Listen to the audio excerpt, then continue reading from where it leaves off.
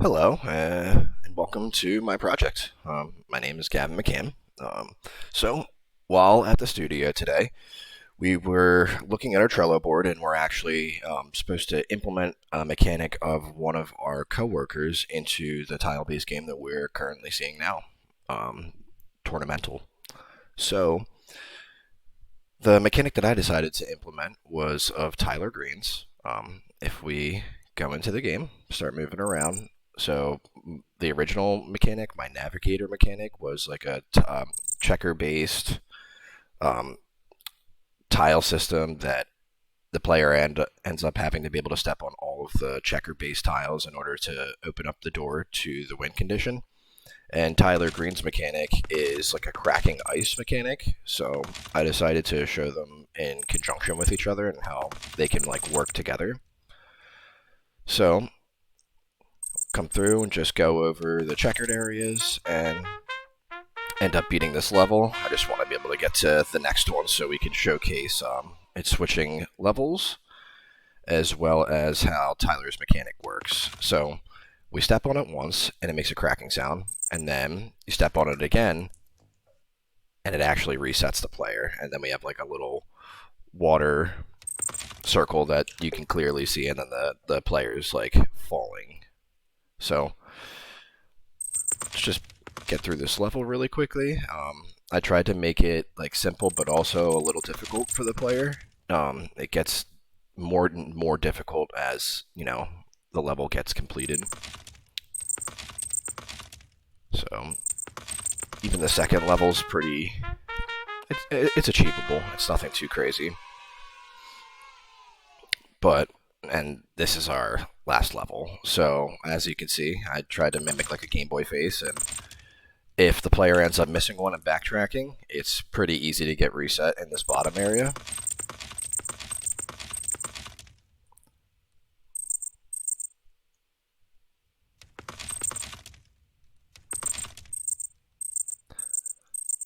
Alright, and you just come around all of the eyes of the Game Boy-esque looking map face.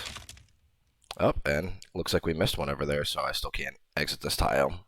So, but yeah, if I were to go back to it and actually step onto it, opens up the door for our win condition.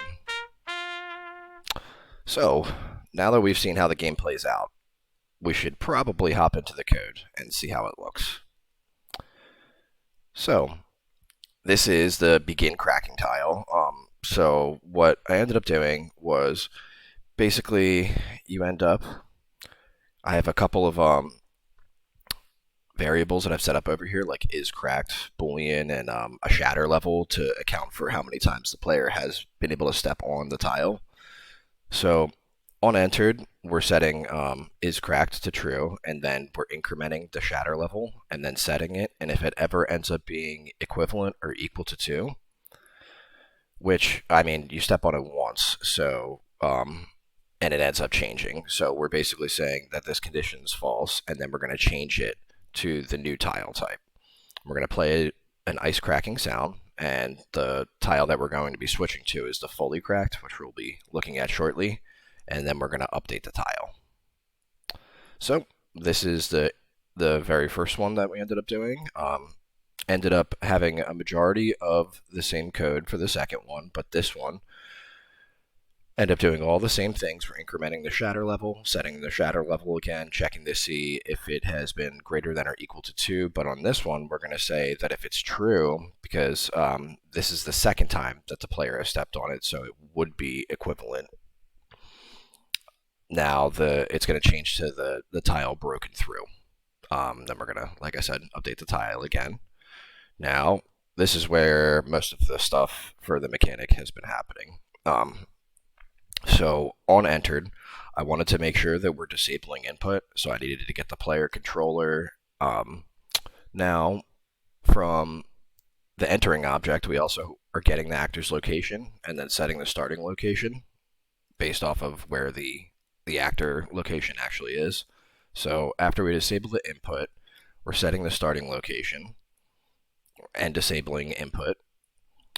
Now I have a particle system that ends up playing. It's like a little blue burst that comes out of the blue circle that we have for our fallen through tile, which I can show in the viewport. So essentially it's coming from right here. I might even be able to come into our Niagara system and show you what it looks like, since we only were able to see it once. So pretty easy, just little explosion. I figured that would add to the effect of like the player actually dropping through and cracking the ice. So I'm spawning a system at this particular location, or getting the actor's location, so that way it's, spawning where it should be. Um, Now, this is something that I ended up having. It didn't. I ended up having the get current level and then opening the level by name attached to here, and I don't think it would have mattered if I had it on finished from the timeline or from the event. But essentially, I just created an event that symbolizes like when this particle effect has been finished. This is what we're going to do next. So end up playing a water dribbling sound so the player has good feedback, letting them know that they're actually falling through the water. And now we have the timeline for the character falling through. Pretty straightforward. It's only a length of 2 seconds. So when this timeline ends up playing, what we're going to do on update, so we have our starting location, a vector that I created, and we're just keeping that set to 0, 0, 0. And now we have this one, which is going to be essentially the ending location, and we just changed it to negative 300. So this actually allows the player to be able to fall downwards when the tile is being, or well, when the broken through tile has been activated. So yep, just a vector, bringing that into the location for the current player and setting the actor's location. And after all this is finished, so after, they end up going through the begin cracking, the fully cracked, into the broken through tile, after the timeline has finished, it ends up playing that particle effect, pulling the character down, setting their location, and then on finished, we're going to get current level name. And then right here, I just ended up converting it an open level by name. So every time that you end up resetting within that current level, then it'll just reset and then bring that level straight back again. I could show that, but we've already seen how it ends up resetting and shows you the original level that we're actually in. So now that we've explained most of the code, the one thing that I want to talk about was the challenges.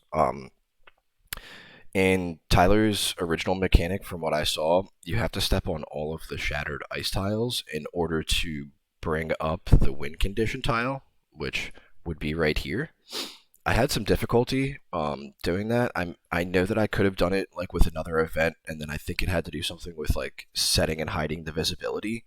But the issue that I was kind of running into was when I put them in synchronicity together, it's kind of a little hard to be able to differentiate which one evaluates the win condition for the character.